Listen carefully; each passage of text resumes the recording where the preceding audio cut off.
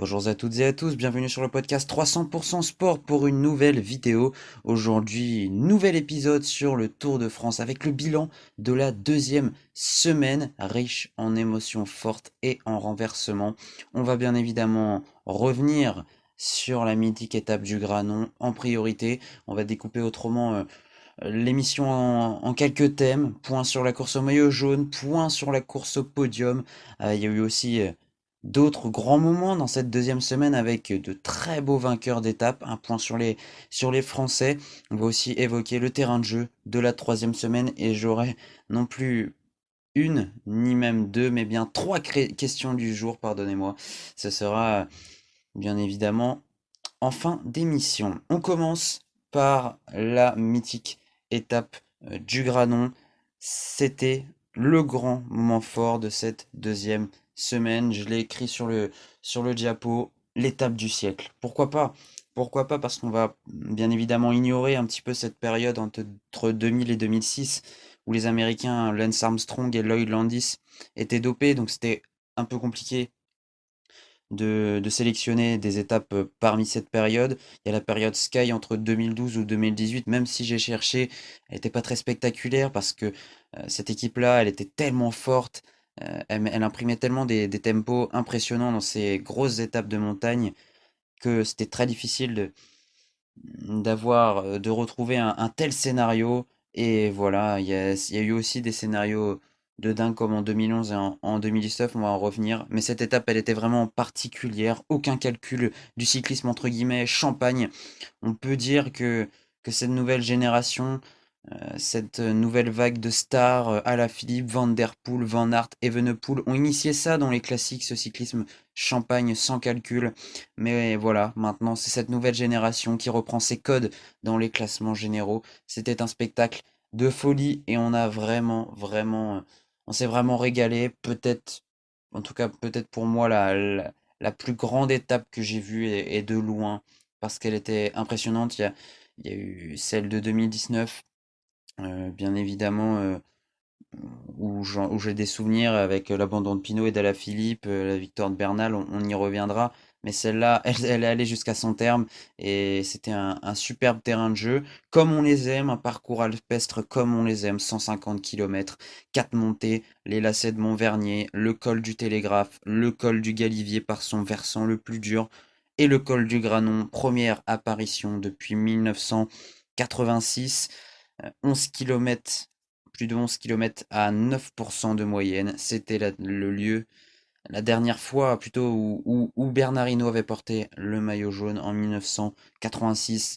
Donc, et cette montée, elle a fait énormément de dégâts. On va revenir sur cette étape, pardonnez-moi, avec un petit film que je vous ai concocté. C'était une magnifique donc étape et elle a commencé tambour battant avec un départ de feu de deux rivaux des classiques cyclistes et du cyclocross. Wout van Aert et Mathieu Van Der Poel, une échappée d'une vingtaine de coureurs se dessine. Par la suite avec des Français, Barguil, Latour, deux maillots distinctifs, le maillot à pois Simon Geschke et donc le maillot vert Wout van Aert et surtout deux Jumbo-Visma, on va encore répéter le nom de Wout van Aert, mais aussi Christophe Laporte.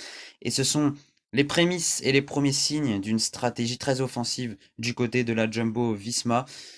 Malheureusement, ensuite Mathieu Van Der Poel va lâcher dans les lacets de Montvernier très très tôt. Et ça va être là aussi les premiers signes d'un abandon qui va se confirmer quelques kilomètres plus tard à cause de sa totale méforme. Le coureur de la Alpecin Phoenix abandonne. Il n'a pas pesé sur la course depuis le début et c'était terrible pour lui de continuer et pour nous aussi de le voir dans cet état-là. Mais c'est à plus de 70 km de l'arrivée que les choses sérieuses commencent. Première accélération des Jumbo avec Tige Benoot et Primoz Roglic, l'un des deux leaders à cette époque, déjà suivi par Tadej Pogacar et Jonas Vingegaard, mais celle-ci, elle ne fera pas les différences. Par contre, en haut du col du Télégraphe, la deuxième banderille des Jumbo a une réelle incidence sur la course. Un groupe de 5 se détache. Roglic, Vingegaard, Pogacar, Geraint Thomas et Christophe Laporte qui a attendu ses leaders et fait parler ses qualités de descendeur. À l'entame du Galibier, Pogacar est donc isolé, ce qui va donner lieu à un scénario que l'on n'a plus vu depuis des décennies et des décennies. le maillot jaune est harcelé par deux leaders d'une même équipe. Roglic et Vingegaard attaquent 6 fois en cumulé Pogacar en vain. Cette image que vous voyez en haut à gauche, c'est une grande image de ce Tour de France, un scénario de fiction qui est enfin devenu réalité. On se demandait si la Jumbo-Visma pouvait utiliser ces deux armes à bon escient, elle l'a fait, même si cette première attaque à 60, enfin cette grosse banderille des deux leaders à 60 km de l'arrivée n'a pas porté ses fruits, pardonnez-moi. Dans la suite du Galibier, les quatre fantastiques calment le jeu. Il ne faut pas oublier bien évidemment Geraint Thomas et un peloton se reconstitue. UAE et Jumbo récupèrent des équipiers. Dans l'échappée, Warren Barguil s'isole d'une belle accélération. Wout van Aert décide de ne pas le suivre, les autres sont trop courts. Par la suite, la Jumbo profite des gros pourcentages du Galibier pour repasser à l'offensive. Nouveau travail de Tish Benoît, nouvelle attaque de Primoz Roglic. Harcelé de toutes parts, Pogacar décide de faire parler la meilleure défense qui soit, l'attaque. Il sème une grande partie du collectif Jumbo, dont Primoz Roglic. D'autres leaders, Godu, Mas et Yates, sont en grande difficulté. Pogacar et Vingegaard sont décidément les plus forts dans ce col, mais Bardet et Thomas sont en embuscade. Cependant, dans la longue descente du Galibier, les leaders s'observent et la sélection opérée dans la montée est entre guillemets oubliée. Barguil possède un temps 5 minutes d'avance, mais le peloton des favoris, emmené par le métronome Wout van Aert, rattrape un tiers de son retard dans la vallée. Dans les premières pentes du Granon, nouvelle sélection, Godu, Mas et Roglic sont lâchés. Notre breton Warren Barguil perd continuellement du temps, donc son coéquipier Nairo Quintana tente sa chance. Le groupe maillot jaune est emmené par Rafal Maika, mais le train n'est pas aussi élevé qu'attendu, alors Romain Bardet y va de son offensive. L'Auvergnat prend quelques longueurs d'avance, mais c'est à ce moment-là que Jonas Vingegaard attaque et renverse le Tour de France. Le Slovène est collé sur le bitume, pas avare d'efforts depuis le début de l'étape et du Tour, certainement victime d'une hypoglycémie. Vingegaard est trop fort sur cette fin d'étape et lâche par la suite Romain Bardet et Nairo Quintana.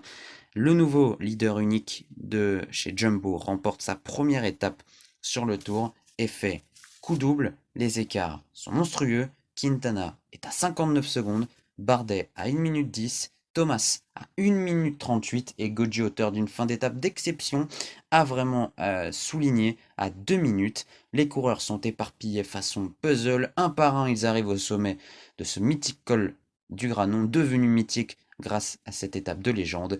Grand perdant du jour, Tadej Pogacar, relégué à 2 minutes 51 du vainqueur sur cette 11e étape, lui qui avait 40 secondes d'avance au général. Au départ, d'Albertville perd son maillot jaune. La Jumbo a réussi son pari fou, renverser le double tenant du titre, celui qui n'avait jamais craqué sur les routes françaises et a maintenant les cartes en main pour ramener le maillot jaune à Paris. On va, avant d'un petit peu débriefer cette étape, on va passer maintenant à des comparaisons avec cette mythique étape du Granon, 18e étape du Tour de France 2011. Voilà, je vais faire quelques parallèles, même scénario, même renversement, même siècle, ces étapes mythiques des années 2000. On commence par la 18e étape du Tour de France 2011 qui s'est terminée au Galibier. 3 cols hors catégorie, col Daniel, l'Izoard, le Galibier par le versant du Lautaret. 10e jour en jaune de Thomas Voeckler. Et voilà, le français de l'équipe Europcar s'avance pour l'instant avec plus d'une minute d'avance sur Cadel Evans et Frank Schleck, mais il reste 2 grosses étapes de montagne et un chrono. Ça va être dur de tenir, mais jour après jour, Thomas Voeckler fait rêver toute la France. Mais ce n'est pas Cadel Evans ni Frank Schleck qui vont jouer et miser carte sur table, jouer leur va-tout. C'est Andy Schleck à 2 minutes 36 du français au général qui attaque à 60 km de l'arrivée dans le Galibier. Cadel Evans mène la chasse dans le groupe maillot jaune, mais Andy Schleck est auteur d'un exploit légendaire, lui qui a donc attaqué dans le col d'Izoard. Il se replace à 15 secondes de Thomas Voeckler, qui s'était arraché pour garder sa tunique. Voilà, c'était vraiment une étape merveilleuse et où un leader avait pris ses responsabilités de très loin. Le lendemain, 19e étape, encore une fois donc du Tour de France 2011 à l'Alpe d'Huez, 3 cols mythiques, Télégraphe, Galibier, Alpe d'Huez sur 109 km. Scénario de fou d'entrée, de tambour battant. Ça démarre, tambour battant, pardonnez-moi, attaque d'Alberto Contador dès le kilomètre 16, suivi par les frères Schleck. Cadel Evans et Thomas Vauclair les rejoignent. Cependant, ces deux derniers lâchent par la suite quelques kilomètres plus loin. Les écarts se creusent petit à petit et quand Evans attaque Vauclair, le maillot jaune lâche à nouveau. Les cartes sont rebattues à l'entame de l'Alpe d'Huez, alors Contador décide d'attaquer d'entrée pour recréer un écart et Thomas Vauclair est à nouveau décroché. En fin d'étape, le Pistolero est repris par Samuel Sanchez et Pierre Rolland et le Français attaque à 2 km de l'arrivée. Une attaque décisive, il remporte. C'est une magnifique étape. Pierre Rolland, Andy Schleck prend lui le maillot jaune, il le perdra le lendemain sur le chrono au profit de Cadel Evans. La troisième étape légendaire, renversante, c'est la 19e du Tour de France 2019 à l'Iseran. Une grosse étape de montagne alpestre avec le col de l'Iseran et la montée vers Tignes. Coup de tonnerre d'entrée alors que Julien Lafilippe a pour le 14e jour, pardonnez-moi, le maillot jaune. Coup de tonnerre d'entrée, l'un des grands favoris, meilleur grimpeur sur les Pyrénées, Thibaut Pinot, abandonne. On peut souligner qu'il a une grosse échappée. Warren Barguil, Rigoberto Urán, Vincenzo Nibali, Alejandro Valverde, Yates, mais dans l'Iseran, c'est la lutte pour le général qui intéresse. Gros train des Ineos, attaque des rivaux d'Alaphilippe, et le maillot jaune craque à 5 km du sommet. Après avoir pris en tenaille Alaphilippe, le dauphin du maillot jaune est le plus fort et lâche tous ses concurrents. Il passe en tête de l'Iseran.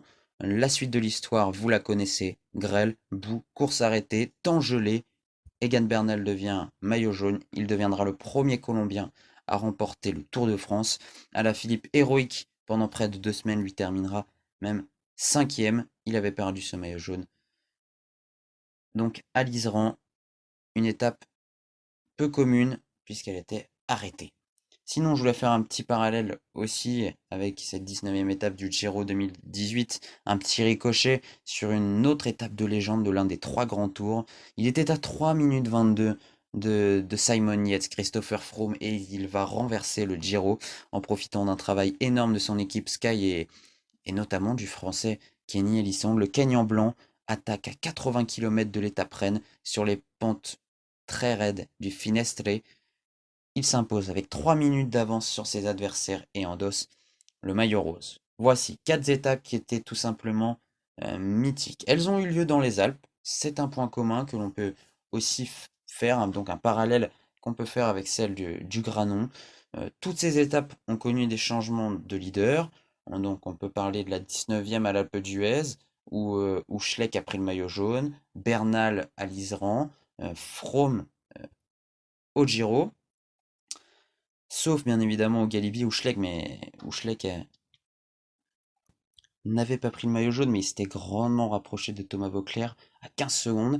Voilà, on peut souligner ces coups de poker que l'on voit rarement dans le cyclisme, mais de plus en plus dans le cyclisme moderne, des attaques loin de l'arrivée, 70 km pour celle du Granon, 60 km pour l'exploit de Schleck, 90 km pour l'étape à l'Alpe d'Huez, 55 pour celle de l'Iseran, 80 pour celle du Giro. C'était tout simplement des attaques très très loin de l'arrivée qui nous ont régalé et qui ont donné lieu à des étapes mythiques. Mais celle du Granon, ce qui la rend différente, c'est qu'il y a eu beaucoup d'actions offensives, mais ce qui ne nous a pas empêché d'avoir un final haletant, mis à part l'étape de l'Alpe d'Huez, au Galibier, à l'Iseran et au Giro, eh bien les coureurs n'ont pas réussi à se regrouper. Alors contrairement au Granon et à l'Alpe d'Huez, ils ont réussi à se regrouper, mais derrière, le final, il a été haletant, encore plus haletant qu'à l'Alpe d'Huez pour le Granon, tout simplement. Et, et bien sûr, on peut parler de ce leader, ce maillot jaune harcelé par deux de ses grands concurrents. C'est une image assez rare de voir deux coureurs d'une même équipe harceler un maillot jaune. Ça fait très très longtemps qu'on n'a pas vu ça et je n'ai pas de référence euh, autre. Et aussi, ce qui est totalement différent, c'est que là, vous voyez, il y a dans cette quatre grands tours, dans ces trois grands tours, pardonnez-moi, 18e, 19e, 19e, 19e étape. Et en 2022, au Granon, ce n'était que la 11e étape. Et c'est ça qui la rend très différente. Jouer carte sur table aussitôt, jouer son va-tout aussitôt, c'est vraiment ça revient vraiment un grand mérite de la Jumbo-Visma. On pensait pas qu'ils pouvaient le faire aussitôt, mais les Alpes, c'est peut-être tout simplement le terrain de jeu où on peut le faire le plus facilement, où on peut faire le plus d'écart, et ils ont réussi à le faire puisqu'ils ont repris 3 minutes sur Pogacar, mais tout le mérite revient à la Jumbo-Visma d'avoir tenté un tel coup de poker lors de cette 11e étape, seulement la 11e, et c'est peut-être cela qui la rend la plus différente des autres. On va passer maintenant euh, au, à la course au maillot jaune, un duel épique entre Vingegaard et Pogacar. Si vous voyez le diaporama, le parallèle est flagrant puisqu'en 2021, le maillot blanc c'était Vingegaard, le maillot jaune c'était Pogacar. Cette année, en 2022, maillot blanc Pogacar. Et le maillot jaune, c'est Jonas Vingegaard. Ils ne sont plus que deux donc à jouer le maillot jaune. Et depuis la prise de pouvoir du Danois, le Slovène a tenté de se rebiffer. Deux attaques à l'Alpe d'Huez. Une en début de 14e étape, petite attaque en facteur parce que Vingegaard était mal placé, mais surtout dans la montée, l'Orange à la berre amende. Cependant, Vingegaard a très bien tenu et il semble très très fort. Mais Pogacar a soif de revanche et dans cette troisième semaine, il va peut-être tenter un coup de poker, un même coup de poker que celui de la Jumbo-Visma, c'est-à-dire peut-être attaquer de très loin. Il faut qu'il reprenne du temps, au moins 2 minutes pour se replacer avant le chrono. Bien évidemment, comme terrain de jeu, il reste les Pyrénées, on va en parler encore un peu plus tard. 3 étapes de montagne et un chrono, c'est c'est un beau terrain de jeu pour cette troisième semaine. D'habitude, on voit souvent les apps en troisième semaine, mais là, je trouve que les organisateurs d'ASO ont vraiment réussi à nous concocter pardonnez-moi, un beau terrain de jeu pour cette troisième semaine, et tout reste à faire, même si l'écart est assez important. Point quand même négatif, je viens d'en parler, tous les gros renversements du siècle ont eu lieu dans les Alpes. Est-ce que il peut y avoir un très gros renversement dans les Pyrénées? On a hâte de voir ça. Est-ce que Pogacar est capable de le faire? Cependant, il y a un petit point positif pour Pogacar, c'est que il y a eu deux abandons côté Jumbo-Visma, celui de Primoz Roglic puis celui de Steven Kruijswijk. Donc, ce sont deux équipes affaiblies qui vont se présenter dans cette troisième semaine. Il reste comme équipier en montagne Sepp Kuss, Wout van Aert, Tiesj Benoot. Pour, euh, pour la Jumbo, Van Hooijdonk et Laporte vont être trop courts. Euh, mais encore, Tiesj Benoot, est-ce qu'il pourra tenir? Est-ce que Van Aert pourra tenir? C'est quand même une inconnue. Alors que côté UAE, on a trois bons grimpeurs. Rafał Majka, Brandon McNulty et Marc Soler. Je ne prends pas en compte Marc Hirschi parce qu'il est vraiment en grande méforme. Mais en tout cas, on a deux équipes sur le papier qui sont vraiment assez similaires. Alors que sur la première semaine, la UAE a subi le Covid et quelques abandons. Et dans cette deuxième semaine, la Jumbo-Visma a subi quelques abandons aussi. Donc dans cette troisième semaine, pardonnez-moi, le match va être très équilibré. Bien évidemment, les qualités en montagne et en chrono sont sensiblement les mêmes, mais donc Pogacar va devoir tenter de jouer son va-tout. L'écart, 2 minutes et 22 secondes, cette course au maillot jaune, elle va tout simplement être vraiment épique et on a vraiment hâte d'être dans cette troisième semaine. On va passer maintenant à la course au podium avec Geraint Thomas, bien évidemment en favori. C'est lui qui est troisième pour l'instant. Il est le plus constant en montagne. Et bien évidemment, il a terminé avec Tadej Pogacar et Jonas Vingegaard à l'Alpe d'Huez. Franchement, il est le favori. C'est un très bon grimpeur, ancien vainqueur du Tour de France en plus. Et surtout, c'est un très bon rouleur. C'est ça aussi qui lui avait permis de s'imposer il y a 4 ans. Et le problème, c'est que pour nos Français, plutôt, parce que vous l'avez vu, voilà, Bardet est en embuscade, Gaudu fait partie des outsiders. Eh bien, il a un très net avantage et sur 40 km de chrono à Rocamadour, ça va être compliqué de ne pas perdre au moins 1 minute 30, voire 2 minutes. Donc il faut reprendre du temps et les Français n'ont pas réussi à le faire et sur cette tournée des Alpes, eh bien, les Français ont plus même perdu du temps sur Geraint Thomas.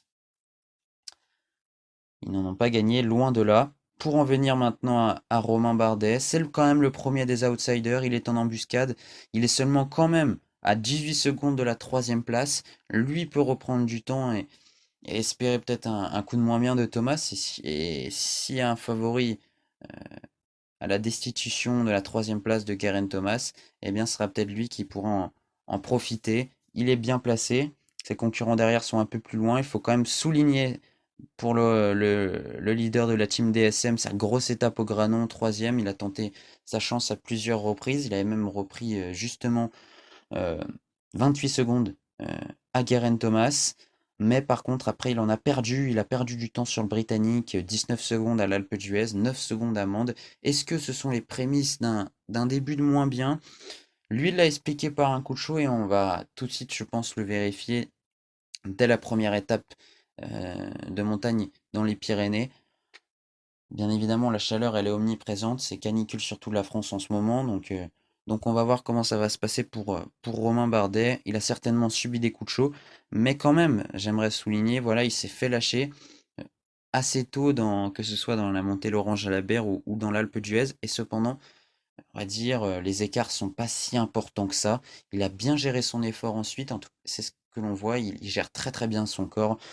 Et on va espérer qu'il va reprendre du temps à Geraint Thomas s'il veut aller chercher le podium, s'il le peut aussi, mais en tout cas tenir ce top 5, ce serait un nouveau bon résultat pour un Romain Bardet qui a connu des années de moins bien, on va dire, entre 2018 et 2021 en termes de classement généraux.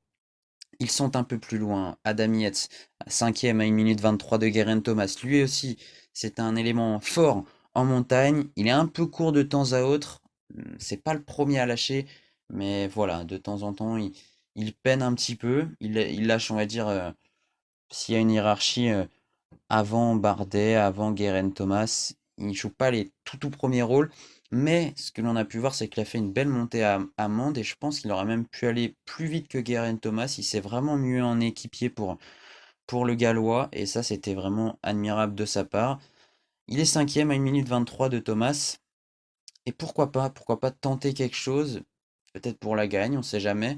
L'équipe Ineos c'est certainement la mieux armée au départ de cette troisième semaine, et ils sont deux dans le top 5, donc pourquoi pas tenter des attaques de loin avec Adam Yates.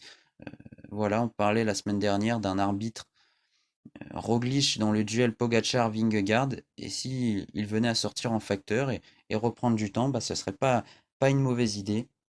Comme il est assez loin en général, il est quand même à 4 minutes.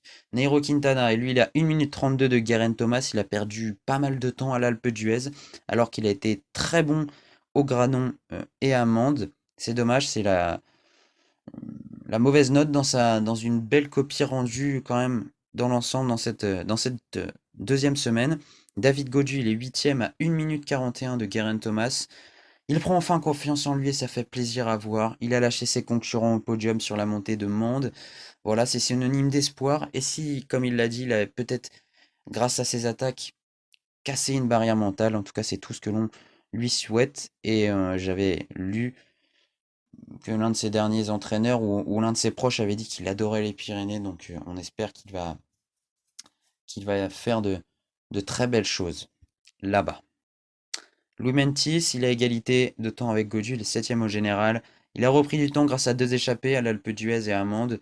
Il est quand même la plus grosse inconnue dans ce paquet de favoris. Ils sont donc, on va dire, 6 pour jouer le podium.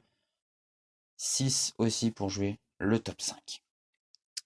On va maintenant passer aux autres grands moments de la semaine. Aux autres grands moments de la semaine. On va commencer par la victoire à l'arraché de Cort Nielsen, de Magnus Cort Nielsen à Megève.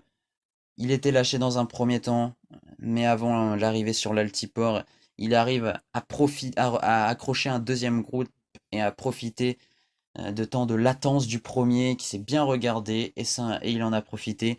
Justement, Nico Schulz, l'Australien, était dans ce premier groupe. Il a réussi a lâché des Luis Leon Sanchez au sprint. Mais c'est Magnus Cort Nielsen qui va finalement s'imposer. Il a été le plus fort, il a été le meilleur. Et bon, c'est pas une surprise.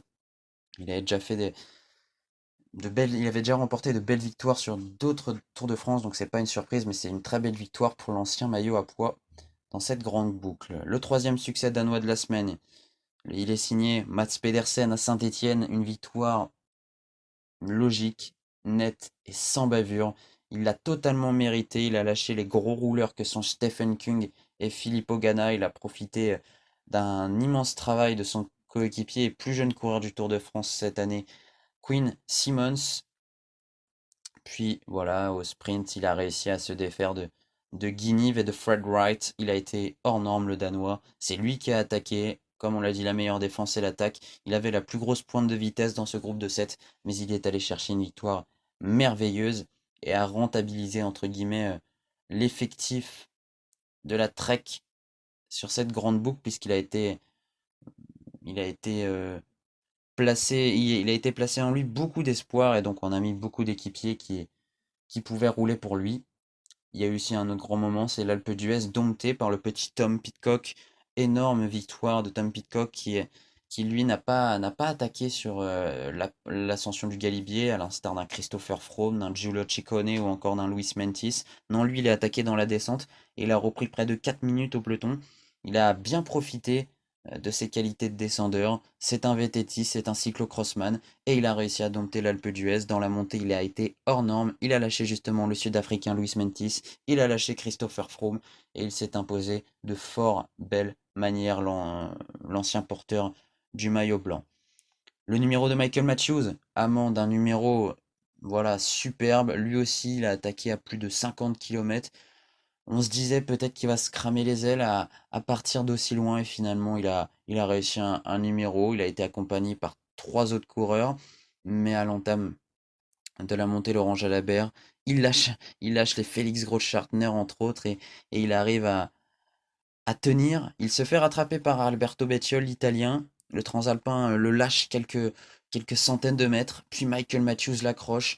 C'est vraiment une victoire au mental. Après l'avoir accroché, il l'attaque. Tout simplement merveilleux. L'Australien l'emporte. Une victoire fantastique alors que Thibaut Pinot revenait un petit peu, mais il a tenu. Il a battu les meilleurs grimpeurs. Il a, il s'est imposé en solitaire, c'était une victoire merveilleuse pour Michael Matthews. Et bien évidemment, il faut souligner aussi les interruptions de course, en tout cas l'interruption de course par des manifestants lors de la 10e étape. Je ne l'ai pas mis dans le diaporama, mais il faut quand même le souligner. Et celle avortée lors de la 15e. Il a failli y avoir un arrêt de course, mais finalement, il n'y en a pas eu. On va passer maintenant au point sur les Français. Bien sûr, des podiums, mais aucune victoire, ça c'est bien malheureux. On va quand même essayer voilà, de fonctionner en mode point positif, point négatif. Les points positifs, c'est qu'il y a quand même eu deux podiums, celui de Romain Bardet au Granon et de Thibaut Pinot à Mende. Ce sont bien évidemment deux grands espoirs pour nous de victoires, de grandes sources de bons résultats. Il y a eu quand même des Français acteurs. On peut penser à Warren Barguil au Granon voilà, qui avait 5 minutes d'avance, comme on l'a dit, qui a un petit peu craqué, bien sûr, mais aussi à Benjamin Thomas, à Carcassonne sur ses routes, qui a été rattrapé à moins d'1 kilomètre de la ligne avant le sprint remporté par Jasper Philipsen lors de la 15e étape. Voilà, ce sont des Français qui ont été acteurs, il fallait quand même les souligner. Et bien sûr, on ne peut pas occulter le fait qu'il y a toujours des bleus en course pour le général. Par rapport à la vidéo de la première semaine, on avait dit ils étaient en course et ils sont toujours là. Romain Bardet a été impressionnant quand même. Quatrième du général, il est. Et David Gaudu est en train de montrer de beaux signaux pour les Pyrénées. Donc il y a quand même des points positifs. Les points négatifs, c'est qu'il y a quand même eu 4 victoires pour l'échappée, mais des Français quasiment jamais au rendez-vous. On pouvait voilà, dire, trouver comme excuse qu'il y avait eu 4 victoires lors de la première semaine pour les ogres Wout van Aert et Tadej Pogacar. Là, le peloton a laissé l'occasion à l'échappée d'aller chercher des victoires. L'échappée à Megève, il n'y a que 4 Français sur 26 coureurs. Et seul Benjamin Thomas est vraiment acteur. On avait vu notamment un Pierre Roland qui faisait la course au point. Et donc ensuite il est tombé malade. Christophe Laporte était un peu court. Bref, 4 sur 26, ça fait pas beaucoup.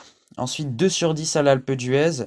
Mais Mathis Louvel et Anthony Pérez sont lâchés avant la montée finale. Donc aucune chance de victoire. 0 sur 7 à Saint-Étienne. Aucune chance de victoire non plus. Puis 3 sur 23 à Mende.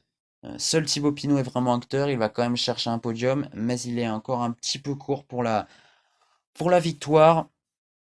Donc ça c'est quand même très dommageable de ne voir que maximum 4 échappés, alors qu'ils sont quand même une vingtaine en course. On aurait aimé au moins voir le double, au moins une fois, peut-être que ça va arriver pour les Pyrénées. Mais déjà le peloton a laissé beaucoup de passes pour la victoire. Et si on n'a pas réussi à saisir les occasions, c'est qu'on est tout simplement moins fort. Il faut aussi souligner ces individualités en difficulté ou à un niveau inférieur à celui que l'on attendait. Ils ont bien marché lors de cette saison, ou en tout cas ils ont fait des exploits auparavant. Je pense à Anthony Turgis, Mathieu Burgodeau, Florian Sénéchal, notre champion de France, Pierre Roland, dont on a parlé en 2011. Bon, on n'espérait pas de lui une victoire, il est tombé malade en plus. Benoît Cosnefroy qui fait souvent des bons résultats dans les classiques ardennaises. Victor Lafay, Anthony Pérez, Franck Bonamour. Alors je sais qu'il y a beaucoup de circonstances atténuantes, des maladies, des méformes, mais voilà, c'est vraiment dommage. Il me semble que même Victor Lafay a abandonné. Donc ouais, il y a beaucoup de circonstances atténuantes. Mais c'est vrai qu'on sur la liste de départ, c'était pas des chances de victoire, mais en tout cas des chances de bons résultats. Et ils sont pas au rendez-vous. Turgis et Burgodeau ont chuté aussi. Donc il y a beaucoup de circonstances atténuantes. Et c'est ce qui fait que par exemple, ceux-là, ils n'arrivent pas ou ils ont du mal à aller dans les échappées ou à tenir longtemps dans les échappées. Après, voilà, autres circonstances atténuantes. De grands coureurs français sont toujours absents. Bon, comme la semaine dernière, je l'ai dit, Alaphilippe, Arnaud Démare, Rémi Cavagna. D'autres ont abandonné, Warren Barguil, Guillaume Martin. Et aussi, l'un des plus faibles totales au XXIe siècle, c'est qu'il n'y avait que 25 Français au départ. Ils ne sont plus qu'une vingtaine aujourd'hui. Le terrain de jeu de la troisième semaine, 4 étapes clés qui sont dans mon diaporama. Carcassonne, Foix, avec deux montées très importantes. Le port de l'Ers, 11 km à 7%, et le mur de Péguerre, 9 km à 8% de moyenne. L'arrivée, elle est en descente, mais ce sera déjà un premier terrain de jeu pour faire la différence. Peut-être pour Tadej Pogacar, on va bien voir. Et peut-être aussi un nouveau terrain de jeu pour les échapper. Ensuite, il y a deux arrivées au sommet. La première, c'est à Péragude, départ à Saint-Gaudens, avec trois belles montées, trois successions. Le col d'Aspin, la Hourquette d'Ancizan, le col de Val-Louron, Azay. Puis Péragude, il y a même quatre montées, pardonnez-moi. On va dire trois montées avant celle finale, celle qui est très dure, la Péragude, avec bien évidemment sa dernière rampe terrible. On s'en souvient en 2017 où Romain Bardet s'était imposé. Voilà, là aussi, grosse étape qui peut faire la différence. Mais l'étape reine de cette troisième semaine, en tout cas pour les grimpeurs, Lourdes, Otakam. Otakam, c'est ici, en 2014, que Vincenzo Nibali s'était imposé. 13,6 km à 7,8% de moyenne. Il y a bien évidemment aussi le col d'Aubisque auparavant, donc même le col de Spandel, deux cols hors catégorie. Ce sont les deux seuls cols hors catégorie des Pyrénées, mais ils vont être terriblement excitants pour nous et durs pour les coureurs. Et bien évidemment, le juge de paix, c'est le chrono. Après 19 jours de difficultés et de courses, les coureurs vont se départager dans un dernier chrono. Est-ce que ce sera un spécialiste comme Wout van Aert, Filippo Ganna qui va s'imposer, ou alors un Tadej Pogacar qui arrive à se sublimer, s'il arrive à se rapprocher peut-être va-t-il être impressionnant? Il y a une côte à l'arrivée, on le voit, la côte de l'Hospitalet, proche de Rocamadour, ou dans Rocamadour même, ça va être vraiment excitant. C'est ce dernier chrono et ça va être un juge de paix pour le classement général, surtout si Pogacar arrive un peu à se rapprocher de Vingegaard et aussi pour les autres places d'honneur, la troisième place, le top 5, le top 10, bref. Voilà, on se rapproche de la fin de cette émission et on va passer aux questions du jour avec la première question du jour. Pogacar peut-il renverser Vingegaard dans cette troisième semaine? C'est difficile à le dire. Moi, mon avis, c'est qu'il le peut parce qu'il va, selon moi, tout tenter. Tout tenter pour aller chercher un troisième Tour de France consécutif. Il peut rentrer dans la légende. Il a été poussé dans ses retranchements dans les Alpes. À lui de rendre l'appareil à Jonas Vingegaard dans les Pyrénées. Surtout l'équipe Jumbo, elle est bien évidemment affaiblie avec les abandons de Steven Kruijswijk et Primoz Roglic. Il y aura quelque chose à faire car en montagne, la Jumbo elle ne pourra pas faire le même train qu'elle a fait dans les Alpes à l'Alpe d'Huez, notamment. Est-ce qu'un Français va remporter une étape sur ce Tour de France? Alors, selon moi, ça va être très compliqué, et je dirais même non, parce qu'on n'a pas le terrain de jeu adéquat pour aller chercher une victoire. Certes, David Gaudu et Romain Bardet sont bien placés. S'ils arrivent en leader, si les arrivées sont pour les leaders, peut-être qu'ils pourront profiter de coureurs de Pogacar, de Vingegaard qui se regardent, mais ça va être compliqué. À chaque fois qu'on arrive dans une montée finale, eh bien c'est souvent Vingegaard et Pogacar qui sont favoris et ils se loupent rarement. Ils sont quand même tellement forts. On l'a vu à Mende, ils ont fait une différence très rapidement. Ça va être très compliqué. On peut penser à Thibaut Pinot, mais voilà, par Pinot, Gaudu et Bardet, il n'y a pas beaucoup d'espoir. J'en ai parlé tout à l'heure. Il y a certaines individualités qui ne sont pas à leur niveau par rapport à leurs exploits qu'ils ont réussi à faire auparavant. Donc on a trois chances de victoire, mais ça va être quand même très très compliqué. Question plus générale, est-ce Primoz Roglic, qui a abandonné lors de la 15e étape, pourra-t-il vraiment un jour remporter le Tour de France? Doit-il maintenant quitter la Jumbo-Visma pour accomplir son rêve? Premièrement, l'histoire avec le Tour de France pour Primoz Roglic, elle est vraiment contrastée. Il était tout proche de gagner en 2020. C'est un coureur énorme, on pouvait penser qu'il allait avoir une autre chance, mais finalement il a eu justement beaucoup de malheur en 2021 et en 2022, en 2018, il fait une bonne apparition, il est très bien placé, je crois qu'il est sur le podium ou juste en dessous, et je pense qu'il a passé sa période dorée, dans le sens où voilà, il a quand même eu de très belles années en 2020, il devait l'emporter, il a craqué peut-être sous la pression, donc voilà, il a eu sa grande période. Est-ce que maintenant il va retrouver des jambes comme il l'a eu? Il faudrait déjà qu'il ait pas de chute. Et pourtant, voilà, il est dans une grande équipe où il est tout le temps bien placé, tout le temps l'avant du peloton. Mais le problème, c'est qu'il a souvent des chutes. Ensuite, bon, pour les jambes, l'année prochaine, on verra. On verra aussi, on aura un élément de réponse à la Vuelta. Doit-il maintenant quitter la Jumbo-Visma pour accomplir son rêve? Certainement, certainement, parce que ne pourra pas faire deux leaders sur deux éditions consécutives. On voit que Jonas Vingegaard, il est impressionnant, il n'a pas de faille en chrono, en montagne. Donc franchement, moi je le vois bien quitter la Jumbo-Visma pour accomplir son rêve. Et je pense à des équipes qui doivent vraiment être à l'affût pour aller prendre Primoz Roglic dans leur équipe. Quelles équipes pourraient se positionner? C'est quand même très très difficile à dire. Peut-être la Bora, peut-être des équipes qui veulent renaître de leurs cendres. C'est très difficile. Ineos est déjà fourni. DSM à Bardet qui fonctionne bien. Groupama FDJ a des bons Français.